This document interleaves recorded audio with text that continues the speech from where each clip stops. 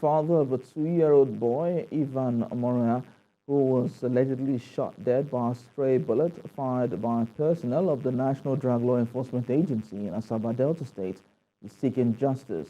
The aggrieved father, whose other two children and wife narrowly escaped the bullet in their shop in Okpanam Road, is shocked at the manner the security operatives are carrying out the operations, especially in a densely populated area. CBC News Ikena Mechi reports. Hilsi Cakes and More Academy is the confectionery shop of Mrs. Hilda Omhonria, mother of the slain 2-year-old boy who was looking forward to his graduation from preschool next week, but that is not going to be anymore. Happiness will be an apprentice in this shopping complex, is an eyewitness to what happened on that fateful day. As in, the woman is having 3 children. So the little baby now entered the shop. I don't know if it's the will of God that the bullet should not touch her. So when she entered the shop, when I just climbed the staircase, just at the front of the woman's shop, I just heard the sound. When I heard the sound, I now turned. I saw the other baby on the floor. So the woman was now shouting, "Where did this thing coming from? Where did this thing coming from?" She now raised the baby. I helped her to raise the second baby before one of her girls from her cake shop now collected the baby from my hand. She now collected the baby from from her girl's hand. So she took the 2 children to the hospital. A closer look at the shop showed her the bullet, allegedly fired from the gun of the NDLEA officer, pierced through the shop on the first floor to hit the boy who just returned from school.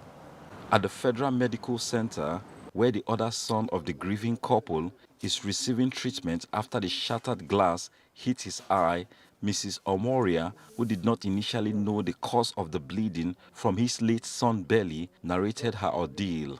The kids, their dad brought them back from school. They came into the shop, they met me sitting. Then they sat down with me. And my daughter would just start telling me what happened in school and all. So as they were telling me, I just gave them some snacks. So while they were having the snacks, not even up to 10 minutes, their dad left. That was when, I don't know if I would call it an explosion, but there was an explosion. That's what I heard, because I can't say it's a gunshot because I didn't know where it came from. But all I know was I just saw my son, his side, his intestine was kind of bulging out. He was on the floor. Then I grabbed him. Before I could just look up, my other son inside, that one I observed his eyes too. I carried both of them. I called my husband. For Mr. Fidelis Omhonria, the father of the boy, he is seeking for justice, even as he expressed shock on how the operatives acted, which has put his family in mourning.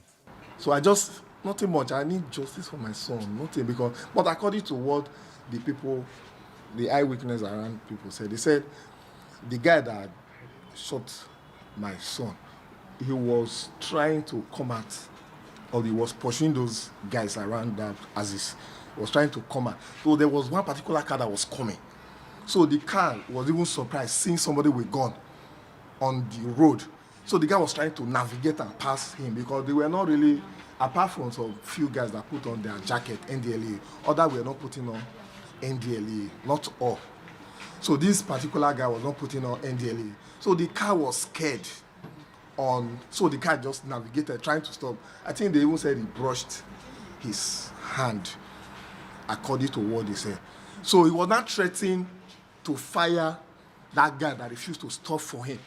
I think that was where the bullet went straight. And the distance was far. That was where I'm getting everything confusing. Efforts to reach the NDLEA in Delta State proved abortive as the commandant and the public relations officer refused to address journalists on the issue, but later sent a letter from Mr. Femi Babafemi, Director of Media and Advocacy of the NDLEA headquarters, Abuja. According to the letter, the agency is investigating the incident as it has set up a panel of top officials from the national headquarters. Meanwhile, the Delta State Police Command is carrying out investigation into the incident. The command's public relations officer, Bright Edafe, says the command has invited all parties for a meeting. The CP has directed the matter be transferred to State CID. As I speak with you, the matter is already being investigated by the State Criminal Investigation Department of the Delta State Police Command, and all parties involved will appear before the CP on Monday. Ikenna Amechi, TVC News, Asaba. On the foreign scene, record heat has been forecast around the world, from the United States, where tens of millions are battling dangerously high temperatures, to Europe and Japan in the latest example of the rising threat from global warming. Italy faces weekend predictions of historic highs, with the health ministry issuing a red alert for 16 cities, including Rome, Bologna, and Florence. The Metro Center warned Italians to prepare for the most intense heat wave of the summer, and also one of the most intense of all time. The Acropolis, Athens' top tourist attraction, closed for a second day straight Saturday during the hottest hours, with 41 degrees expected, as did several parks in the capital. Regions of France, Germany, Spain, and Poland are also baking in searing temperatures, as Europe and the United States are experiencing unprecedented heat. Asia is dealing with a wave of torrential rains that have wreaked havoc across cities. Relentless monsoon rains have reportedly killed at least 90 people in northern India after burning heat.